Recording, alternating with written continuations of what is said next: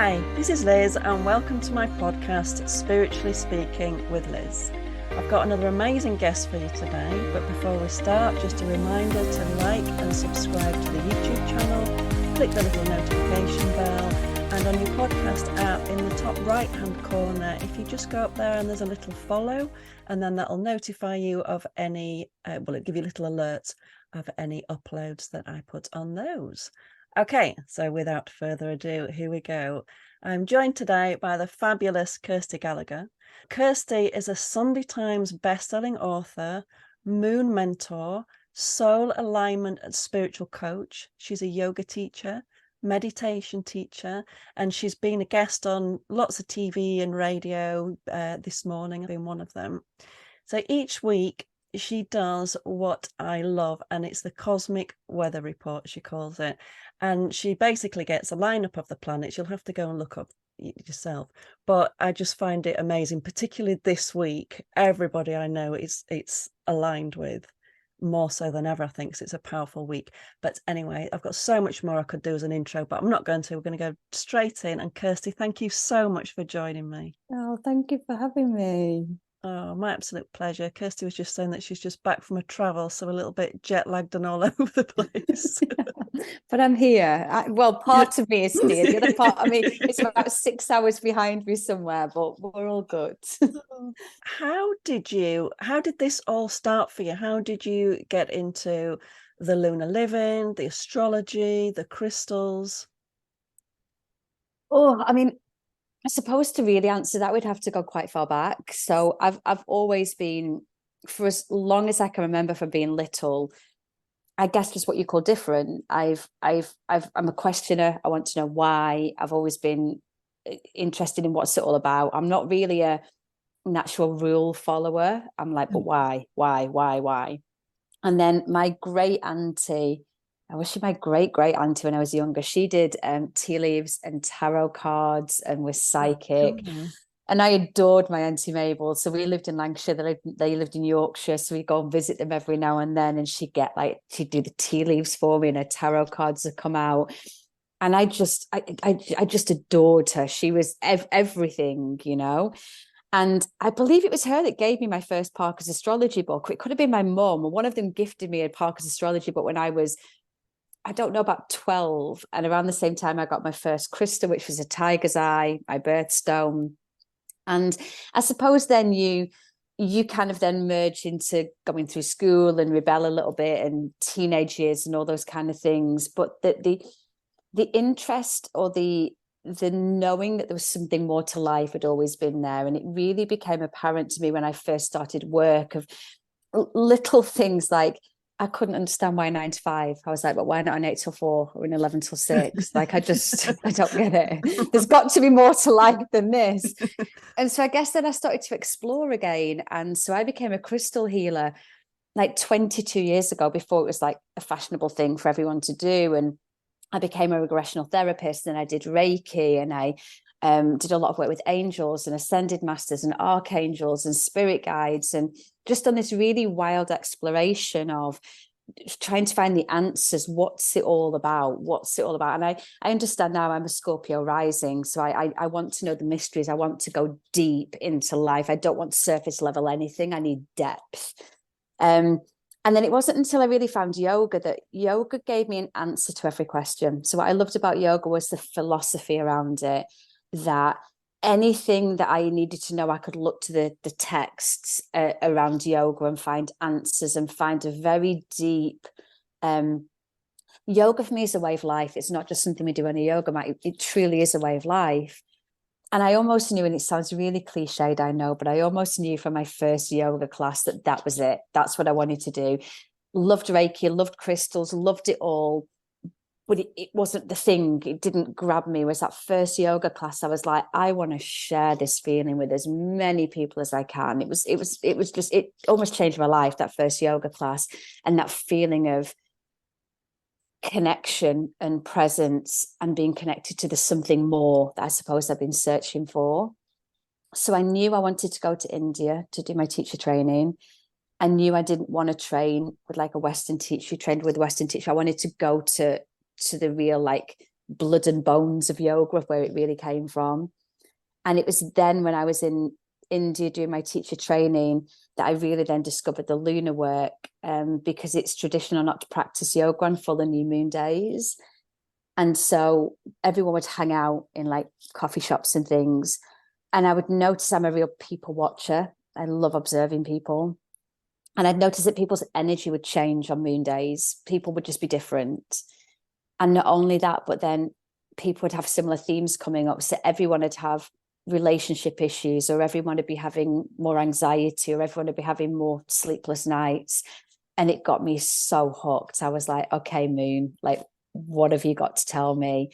And so I would just then spend time on moon days really connecting into that lunar energy and adding the astrology in, and sharing that, I guess, and sharing what I felt and what I was experiencing. And it just grew and grew and grew and grew from there to what you see before you today, really.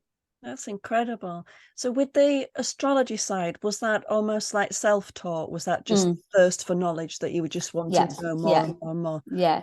I mean, I have done a number of different courses over the years, but one of the things I speak about this with astrology all the time is that astrology it's very important when it comes to astrology to find an astrologer that kind of speaks your language. Because although there are I don't know what word to use. I don't like the word rules. Although there are things like a conjunction is a conjunction and a conjunction is two planets meeting, the interpretation of that is and the language that gets, and it's almost like a story. Astrology is a story that we get to weave that helps us to make sense of the current times that we're living in. And so then it's interpreted by each individual astrologer then as to what their own interpretation and feeling is and what flavor they give all of that. And I just, again, astrology, finding out my star sign, I remember, just meant an awful lot to me. It was very important. And then finding out my moon sign changed everything for me. And when I learned my own birth chart, it really gave me permission to be who I was. So all of a sudden I was like, oh, so that's why I do that thing. And it's not that there's anything wrong with me. It's because my Mercury is in Virgo. And so I know tongue in cheek, we all like to blame the moon for things, and tongue in cheek, we can blame our birth chart in some ways, but it just, on a serious note, just gave me this permission slip to be like, oh, so that's who I am. That's what makes me me. And it was really profound. Yeah. And with in your book, Lunar Living, there's, because I've always known I'm moon in Taurus.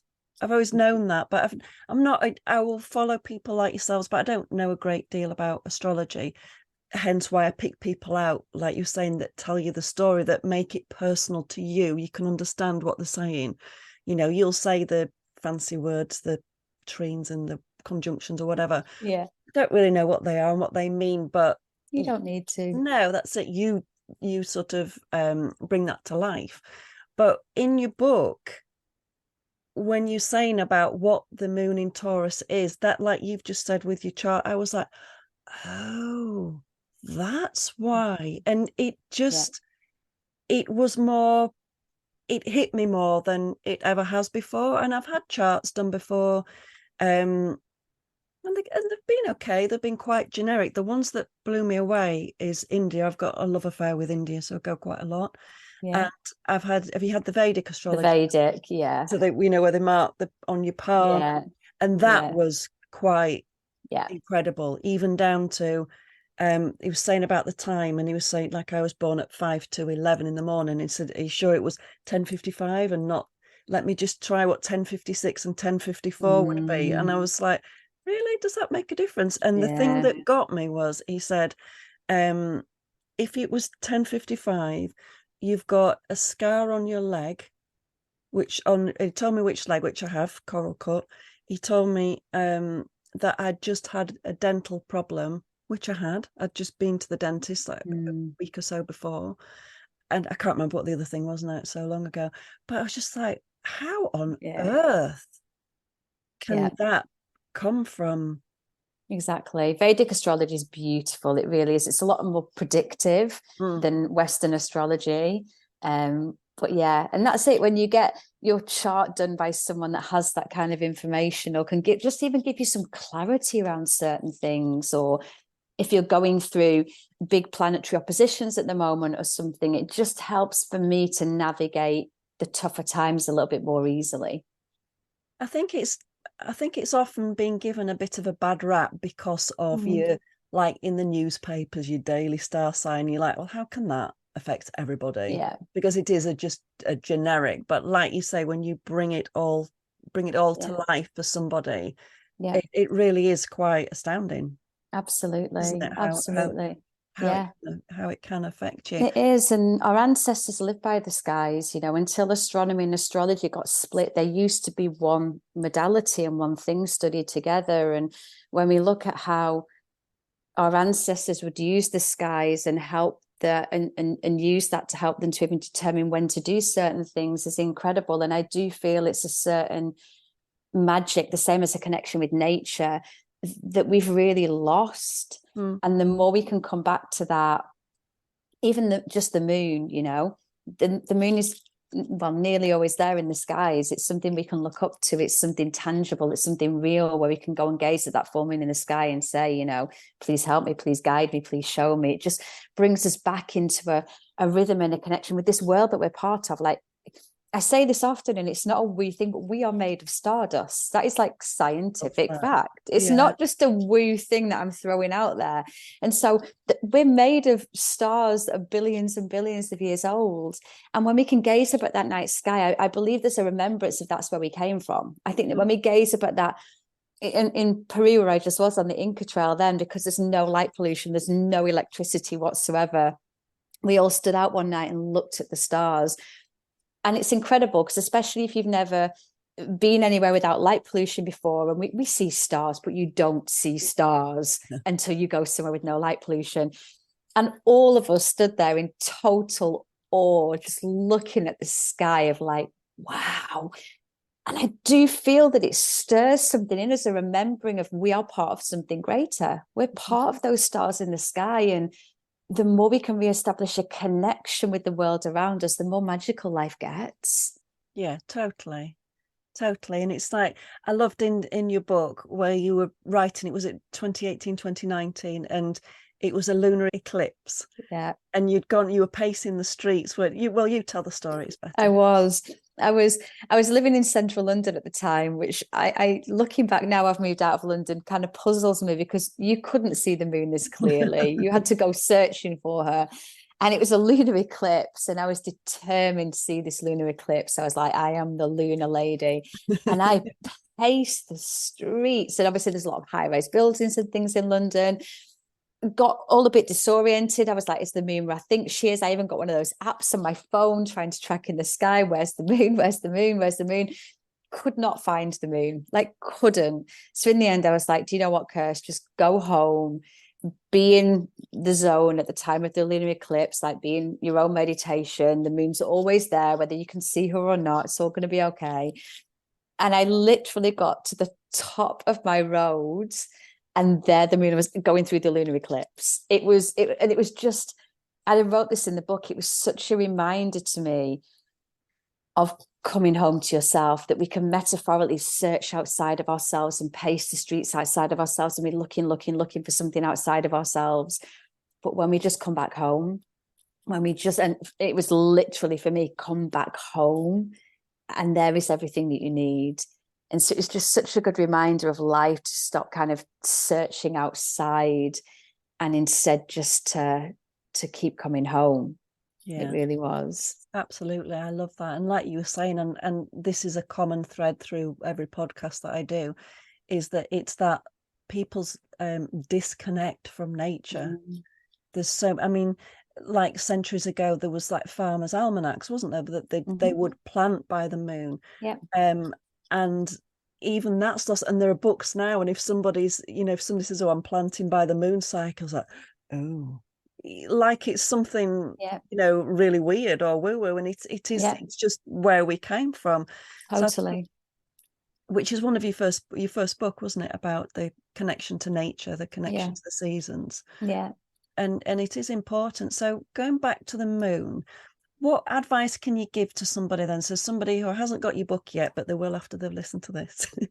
But what advice can you give to somebody who's saying, okay, I'm drawn to the moon. I don't know what she does for me, how to work with her. How can they begin? So, like you maybe already gathered, I like to keep everything really simple. I don't like to overcomplicate things. And I honestly believe that that's when we don't do the work, when things become too complicated. And what you often find with astrology or moon work is that people get really caught up in this thing of like, I have to know it all before I can start. I have to know everything about astrology before I can start. I've got to know everything about the moon. The moon's got 8 phases. The moon moves through each sign of the zodiac in 2.5 days, so the whole zodiac in a month. So if you start trying to think, I'm going to work with every phase and the moon in every sign, you've lost before you've started, because we've got busy lives and responsibilities and commitments and families. And as soon as we put that added pressure on ourselves, we're not going to meet that. We're going to feel like we failed and it doesn't work, and we're going to stop doing it. So start really simple. In a real nutshell, the new moon is the beginning of a new lunar cycle. This is where we get to set intentions, make wishes, and then work with the moon through a whole entire cycle, 28, 29.5 days. And so, first of all, just begin by checking in. I normally take people back a step to what's called the dark moon, which is a couple of days before the new moon, because the dark moon is the lowest energetic and emotional part of the lunar cycle. So what I say to many people is, if you don't really know if you believe in the lunar work, start to notice that time that seems to come back around again over and over, where your boss really irritates you, or your partner does things that annoy you, or you really find that you don't like your job, or everything gets on your last nerve. And I almost guarantee you that's going to be the dark moon. Because the dark moon shows us what we don't want. It takes us into our depths, into what we're trying to avoid or hide from or deny or suppress. And it really shows us what we don't want, in order that then when the new moon comes around, the moon's like, okay, so what do you want? So start to check in around that time when a little bit of discontent creeps in, because emotions are just always there to signpost us of where we're out of alignment in our life. So whenever we feel emotional about something, it's just it's a little check-in of like, oh, okay, why is this getting to me? What's this making me feel? So if we can start to check in with where we're out of alignment, when the new moon comes around, we might go, okay, do you know what? I'd actually really like a new job, because I don't feel like I'm really valued in the job I'm doing. It's not really to my skill set. It's not really what I enjoy doing anymore. It did for a little while. Okay, I'm going to set an intention now that I want a new job. Now, what people also need to remember is that the moon's wonderful, but she's not necessarily a miracle worker. So to expect to perhaps get a whole new job in one lunar cycle, again, we've got to, I speak about this a lot, but we try to Amazon Prime our lives now, because we're so used to next day on everything, that we want to do one moon circle and we've manifested a new life. We want to do one meditation and we've solved all our problems. We want to do one yoga class and we can do a handstand. And again, we've lost that art of growth and patience. Like, again, if a flower went from seed to full flower in one day, we'd be like, oh, part of the joy is watching that little seed come up through the earth, and that first little sprout of something, and that first little part where the flower starts to open. That's where all of the beauty and the joy is, in the journey. And so what we need to do then is check in on the new moon. I want to create a new job. Okay, so what we first of all need to do is get very clear on, well, what kind of job does it need to be, and what do I want to do? We then spend the next 2 weeks as the moon waxes, doing everything we can do to take us towards that intention. And so it might be initially that you create a new CV where you write down all of your skill set. It might be that you really spend time getting clear on what it is that you're good at and what you want to do. It might be that you start to tell people that you're looking for a new role. It might be that you register with a couple of different recruitment agencies. So in that 2 weeks, we do everything that we can do to try and put our dream out there. With the growing light of the moon, we allow ourselves to grow, be seen, shine, just like the moon is. The full moon then comes around 2 weeks later, and the full moon illuminates our life as it is. And so what the full moon will show us is where we've got in our own way. Because 99% of the time, when we get very honest with ourselves, the only thing in our way is us.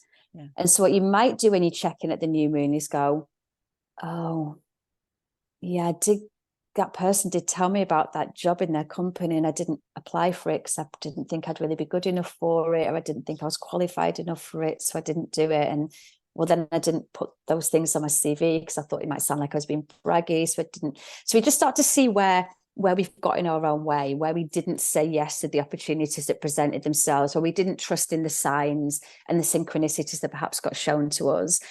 And so then we use the waning moon to release and let go of what stands in the way.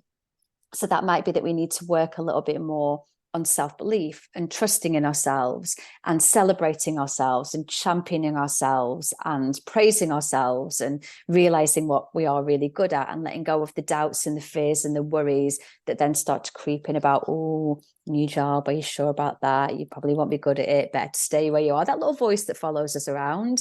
We start to let go of some of those limiting beliefs until then we come back around to that dark moon again, the new moon again, and then we continue to repeat the cycle over and over and over again. And so for me, the working with the moon is just a beautiful way to take back conscious control over our own lives, because normally we go from January to December and we go, oh my God, it's Christmas in. I mean, what is it now? 5 weeks, 6 weeks? Yes. Christmas again in 5 weeks, and nothing's happened this year because we never made it happen. We never sat down with ourselves and said, am I going in the direction I want to go? And if not, why not? We let life happen to us rather than us taking this, being an active participant in our own lives. Yeah, so true. So when we can work with the moon and we can sit down and go, okay, I actually don't want that in my life. And then we take responsibility for it. Well, then I can change it. I don't need to wait for something outside of me. I mean, you could wait for something outside of you to happen, but then you're waiting a really long time and you're like, this is my life. Yeah. You do what you want with it. So then we get to take back that conscious control of just sitting and checking in. Sometimes that's difficult because we've got to look at where we get in our own way, where we doubt ourselves, where we outsource validation and approval, where we get scared, what our deepest, darkest fears are. And that takes courage and bravery to look at. But as soon as you can do that, you take back full responsibility for your own life, and then you get to actually make changes. And that's when it becomes really powerful. It's all encompassing, really, isn't it? When you think you've got the shadow work, you work with affirmations. So tell us also, you're quite an advocate of rituals and meditation. So you do upload many to your website, which people, I'll put all the links in the at the end. Thank you. So can you tell us a little bit about rituals? So what might somebody do, maybe dark moon, new moon? Yeah, so I mean, for me, we have so many routines in life, but very few rituals. And again, we've lost that devotional aspect to life and to ourselves. And I say this to people all the time, that if you can't give 5 minutes a day to yourself, there's a real problem, like a real problem. If you cannot dedicate, because I almost guarantee that if any one of your friends called you and was like, I need you, you would find 5 minutes to give to that friend. Absolutely. And a lot of that comes from, we perhaps don't value ourselves enough, love ourselves enough, don't think that we're worthy of our love, care, and attention. And so as soon as we can start to devote to something daily, something greater, that's when, again, life takes on new meaning, because anything done in ritual, we invite in the magic, we invite in the devotion, we invite in God, goddess, source, universe, whatever name you want to give to the cosmic intelligence. We start to reveal life, we start to make life important again, and we start to make ourselves important. And so I feel like everybody, to me, should have just a 5-minute ritual a day. And again, I want to be realistic on this, that there is absolutely no point you're listening to this podcast and going, right, okay, so from tomorrow, I'm going to journal for 15 minutes. I'm going to meditate for 20 minutes. I'm going to do half an hour of yoga. I'm going to do 10 minutes of affirmations. Because like with the lunar work, you're not going to stick to that. You're going to fail. You're going to feel like you failed. And you're going to write all this off as being rubbish. So get realistic. Okay, how much time can I give in a day? Anyone can get up 5 minutes before their kids. Like you can lock yourself in the bathroom for 5 minutes and pretend you're brushing your teeth. So be realistic. 5 minutes, 10 minutes, 15 minutes. I don't normally tend to do even above 15 minutes on a normal daily ritual, because again, sometimes it gets too long. I've got stuff to do and then I can't commit to it. So just find some time for you, even if in the beginning you start with the new and full moon. So sit down with yourself on a new moon or the days before a new moon and just write a list of what's annoying you, what's irritating you, what are you unhappy about in your life, what doesn't feel like it's working, where do you feel stuck? Because stage one is just being honest. When we sugarcoat it, yeah, I'm fine. Yeah, I'm fine. Everything's great. Nothing can change while you're lying to yourself and everybody else around you. So stage one, just get honest. Okay, what is really bothering me? And it might just be one of those days, but if that same thing continues to come up over and over again, it's worth looking at. Mm-hmm. Okay, so I know this is bothering me. I know that my commute of an hour really bugs me. All right, what do I want? Maybe I want a job where I can have a shorter commute. Brilliant. So then we start to sit then and just make a couple of intentions for what we want for the lunar cycle. Now, it's really important when you first start out that you don't attempt to overhaul your entire life in one lunar cycle. Because if you write a list and go, I want a new relationship, a new house, a new job, it's not going to happen. And again, you're going to feel like you failed and it's not worked. And this is why when people even first start to work with angels or manifesting, you ask for a car parking space. Like we've probably all done that, haven't we? I've asked for a car parking space. And because there's no emotional attachment really to that car parking space, that's why nine times out of 10 it happens, because we're like, whoa, got the car parking space. And this is where we start to build up a belief in ourselves that I manifested that, I did that, I asked for that, I created that, I did that. So when you're first starting, don't work with any more than 3 to 5 intentions maximum. Because if you put 17 on your list, you can't do them all.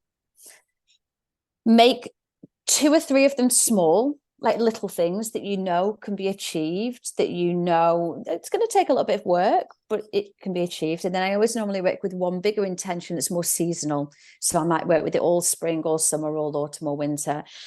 And then once you start to realize how you do have a control over your life and you start to make things happen, it's like a muscle. If you want to build a bicep, you've got to work the bicep. The more you start to build that trust muscle of, oh my God, I wrote that down that I wanted it. And then I made it happen and it really did happen. The more then we start to be able to have that belief in ourselves, the moon, the universe. Mm-hmm. And the more then we can start to ask for those bigger things and trust that they're coming.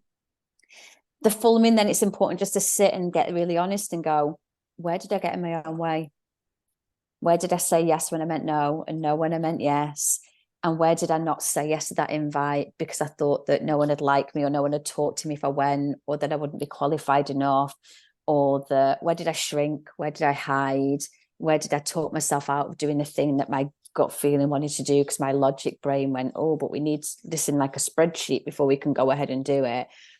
Get honest about those things and then start to work on how can we let go of some of these things and invite in more self-trust, self-belief, self-confidence, self-love, self-worth, because that's a lot of what it all boils down to. As well, the more you believe in yourself and love yourself and care for yourself, the more you're going to want to make these changes in your life. Yeah, and that's the key thing, time. People never see, I want to do this, I want to do that. And like you say, they write the 17-point list, then they go into complete overwhelm and then nothing happens because it doesn't work, because I tried it for an hour and nothing happens. Yeah. And it is. I like the Amazon Prime analogy. It is so true. Everybody's wanting everything now. Yeah. And like you say, it's and if you did get everything now, you wouldn't be able to cope with it anyway. You'd also lose it, because part of the journey, part of the spiritual journey is growing into the version of you that can hold what it is that you say that you want. And so again, a relationship is a good example that most people say that, oh my God, I want this like twin flame soulmate relationship. And then the relationship comes in and they can't hold being loved in that way because they don't love themselves in that way. Yeah. And you can only allow someone to love you as much as you love yourself. And so if you don't fully love and believe in yourself, if you do get what you want, you'll go. It's like the people that win the lottery and then lose it within weeks because they don't know how to hold that amount of wealth and abundance. I honestly believe that the universe keeps allowing you or opening more steps on your journey, the more you grow into the version of you that can hold more and hold more and hold more and hold more. And so we also need to see life as it's not an A to B and we're done. And when we are done, we go back home. It's a constant, it's a spiral. It's like nature, everything's cyclical. And You probably get asked this a lot as well, and I do, of like, oh, why am I going through this lesson again? I've already done this lesson.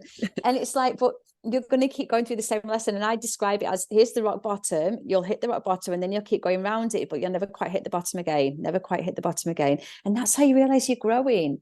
Because when something happens that 6 months ago would have put you in bed for a week, now you're like, oh wow, it still hurts a little bit, but I'm okay, you know. That's how we know we're growing. Yeah, and that is so rewarding, isn't it? I was in a situation last week where normally I would have reacted, where something happened and I was like, count to 3, deep breaths, let it go. And you're just like, wow, you know, when he came out, it's like, wow, I did that. I did that.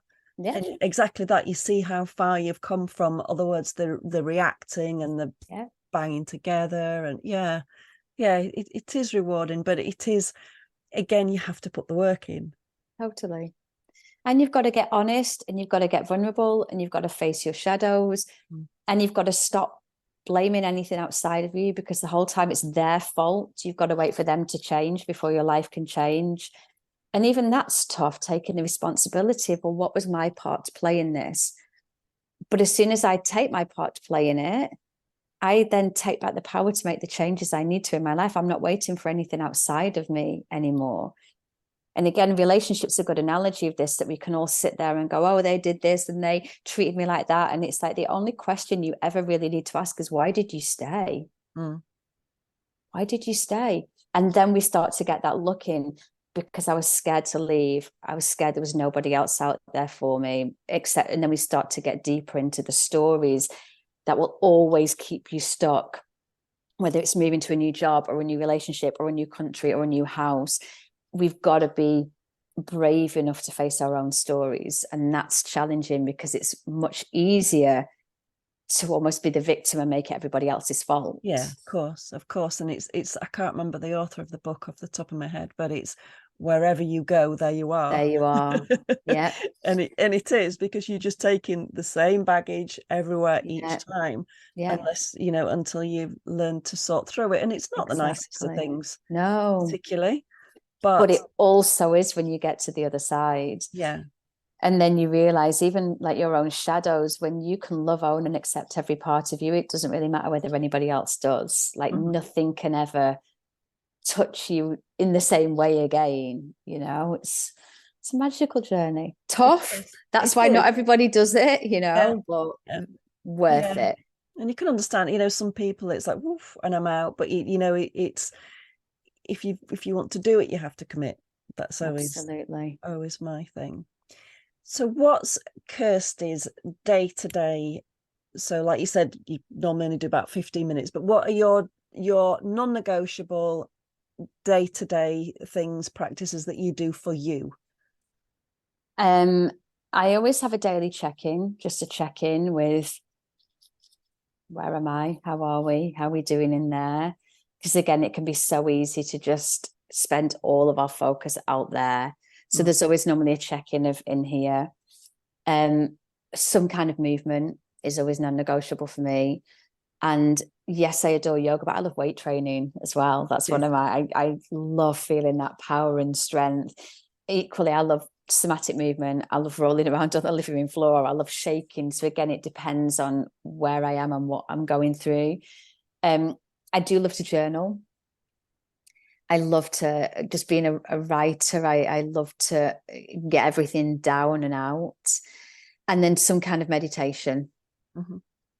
Yeah, it's really important for me. And it's very strange, because I get asked this all the time, of tell me your ritual. And I'm always really cool. And I think I always sound really like, not telling you, but I'm just always very cautious again of like, people create your own. Like, I've been speaking about this a lot, even in the spiritual world lately, that there's too many people telling you that they've got the answer to everything, and you've got the answer to everything. So anyone outside of you that tells you, I've got this 5-step ritual that's going to change your life, I'm just like, be a bit cautious, you know, just find your own thing, because what works for me might not work for you. And then you might do it and feel like it hasn't worked, and therefore you're not good enough because Kirsty Gallagher told you this ritual and it didn't.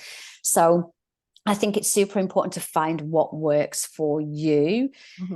And then the main thing is to just commit to that. On the days you wake up and you go, oh, I'm too tired today. Oh, I'm too hungry. Oh, I'll do it later. Oh, it's too cold. That's the ego mind.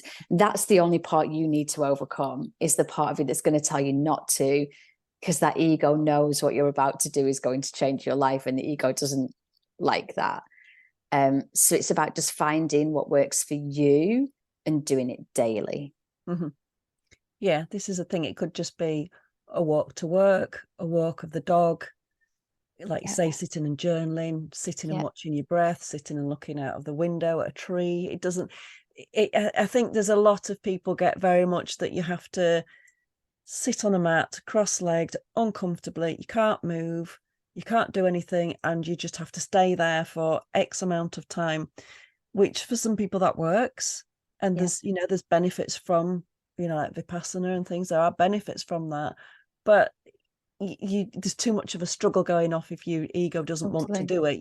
There's a coaxing, isn't there? You've got to get to that point where you can do that. Exactly. Yeah. I find there's a lot of spiritual elitism, and like you say, the 5, I can fix you in 5 steps. But people buy into that because they want that speed, don't they? They want that, they want to be fixed now without really going into the depths of what is actually going on. And I always think, I'm sure it's Wayne Dyer, I can hear it in his voice, and he said, you are your own guru, you are you. And I love that, and it exactly that. If you say, it took me quite a while to get into journaling, and I'll be truthful, to let it flow, I didn't realize it was channeling for a long time, but now I do. And it's not my go-to.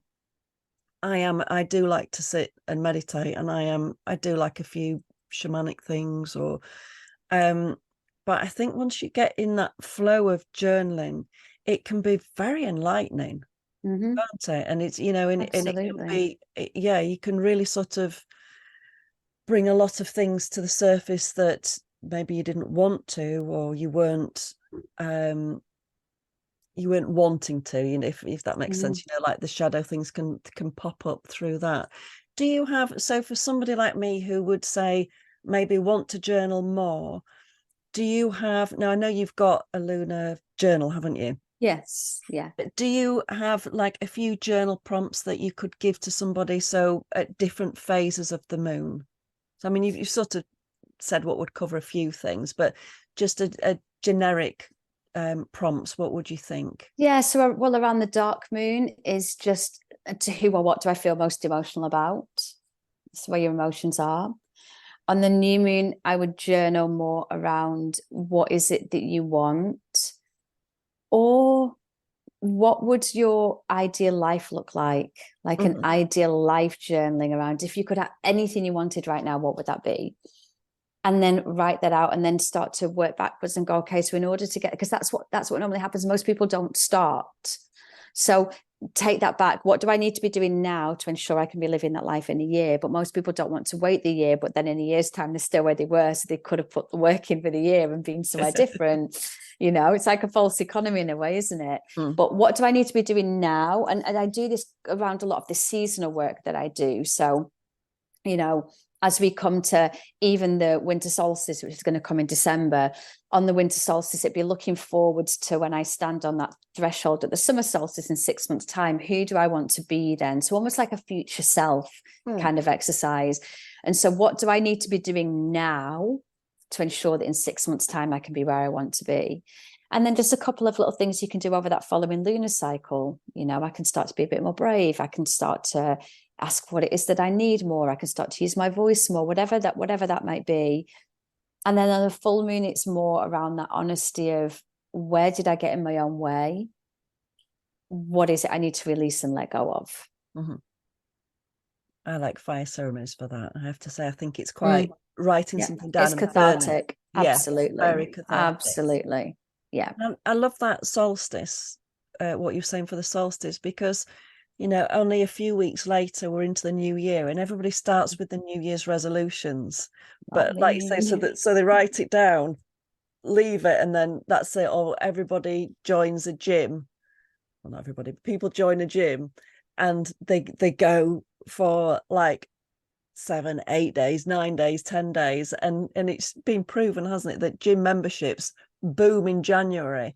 By February, March, they're on the way back down again because people are not committing to it. They're not following through. But it's like that with everything. I mean, I've got to say, I think one of the most silly things that we do is create the new year around January. So I live by the astrological year. The spring equinox is my new year on the 21st of March, because it's virtually impossible to create what you want or even visualize what you want when it's cold and dark and wet outside. Everything in nature is still hibernating and asleep underneath the ground. We are literally pushing against our own natural impulses when we try to do that. So to try to run out there into the world when the earth is still frozen, we're going to slip and we're going to fall. So ease your way into the year. Go look at nature. What is nature doing? She's not awake having a party. And I'm not saying don't enjoy yourself over Christmas, but there has to be a balance, because at the time of year when everything around us is retreating inwards, we try and push ourselves outwards. And I honestly believe that's why so many people end up frazzled, exhausted, emotional, upset, anxious over that time of year. If we could just look at what nature's doing. So go slowly into the year, don't make it a big thing. And by the time then that the spring equinox comes around, you only have to look outside your window and you're like, you know, that day we smell the first smell of spring air and you're like, yeah. oh, and even in the smell, everything about you is excited and awake and ready for what's to come. So we start to smell the spring air. We start to see the first little shoots come up from beneath the earth. That's when we're ready to move into something new. That's when we're ready to start the gym and to set the intentions and to begin to grow with nature all around us. So I honestly think that they really did a good number on us when they were like, I know, let's make the new year in January because no one will be able to achieve anything that way. So scrap the new year, new me, and work with the spring equinox, work with nature. That's my biggest piece of advice I give everybody. I love that. I don't know why, but I've never even thought about that, but it makes so much sense. And it's like the new year, it's like that That's set my up new to year. fail. That you know that Yep. I mean January the 1st, it's that Yep. set up to fail because It is. like you say, you're held in that hibernation, quiet, dark time where there isn't that energy. And like you say, when you as soon as you start seeing those sprouts, the buds on the trees, it's just like oh Yeah, for me anyway. I'm alive. Yeah, I'm alive. I can breathe again. Yes. What's your favorite season? They all have Whichever beauty. one I'm in. I mean, I adore autumn. I adore. I think for me, autumn is one of the seasons where we actually see the advice nature's giving us. Like I would spend hours when I lived in London in Hyde Park, and I would stand and I would watch the leaves fall from the trees, and I would watch the ease with which they did that. Like the trees didn't cling. Oh my God, but there might not be another leaf. And what if I let this leaf go? And oh my God, I need to keep this leaf. And it's my favorite leaf. And nature just like just goes. And I'd be fascinated. And even watching the tree, you wouldn't know which one was going to come next. And even to watch the little journey down, nature just reminds me of the beauty in letting go. So I think autumn is the season where we see it the most present around us of what nature's asking of us. I also do love like deepest, darkest winter. I love seeing nature completely naked and vulnerable and bare. And what we fail to understand about winter is we look and we go like, oh, everything's dead.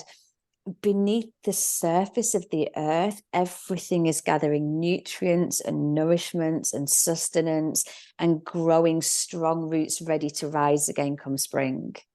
You know, all of that's taken. And that's what we need to be doing for ourselves. The more we can go inwards and we can gather our nourishments and our nutrients and our sustenance and what we need, and we can take time to pause and go in. As you think of a tree in winter, just the stillness and the presence, the more we can do that, the more we're going to grow in spring. Yeah, that makes so much sense. It really does make so much sense. And yeah, it is.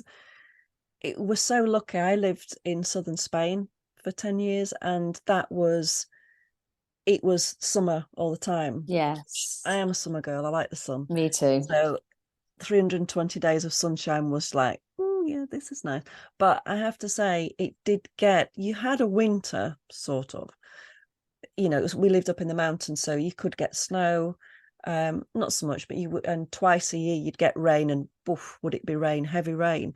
But there wasn't really that change because it's almond trees and olive trees, so you haven't got these big trees. And when I used to come home to visit family, I always used to make sure I came in May, so the bluebells. Yeah. I always remember flying in, just the green of Britain as you're flying over is just so beautiful. Yeah. Compared to the brown, because it was a desert area where we were, which had its own beauty, don't get me wrong. Of course. But that seasonal, those changes weren't there. Yeah. And it does affect you. Yeah, absolutely. Yeah, it really does affect you because you feel like you're missing something. Absolutely. You can't put your finger on it, but something is missing. There's a part of you which is missing, which is quite fascinating, really, isn't it? Yeah. But I suppose growing up in that, you wouldn't necessarily know those changes like we do. Exactly. Yeah. That we can go through those changes. Oh, Kirsty, it's been wonderful. Thank you so much for joining me. I've really enjoyed it. Thank Kirsty's you. got a very comprehensive website full of links to meditations that you can purchase. She's also got lots of free resources as well. She's got some fabulous books out. So there's a crystal book, and then there's the Lunar Living, which you've got to get that one. It's a fabulous book. She's got a YouTube channel, and Instagram's the main one I tend to follow you on. I say, because I do love those cosmic reports. I think they're fantastic. You. So subscribe to her on all of those. So you're Kirsty Gallagher, aren't you, on all of them? Yes, that's right. But again, I'll pop the links below, so you can check her out and see what I'm going on about, what wisdom that she's got to share with you. It's so worth it. I can't recommend enough. So Kirsty, thank you again for joining me. It's been an absolute pleasure. I know how busy you are, and it's been wonderful. Thank you. Thank you, guys. So much. Oh, my pleasure. Guys, thank you so much for joining me. So this is the end of season 3. It's a little bit short, but as we're heading into Christmas, I can't balance time. But I will be back next year, and I've got some more fabulous guests in the pipeline. I'll let you know what's coming. So again, thank you so much, and I'll see you soon. Bye.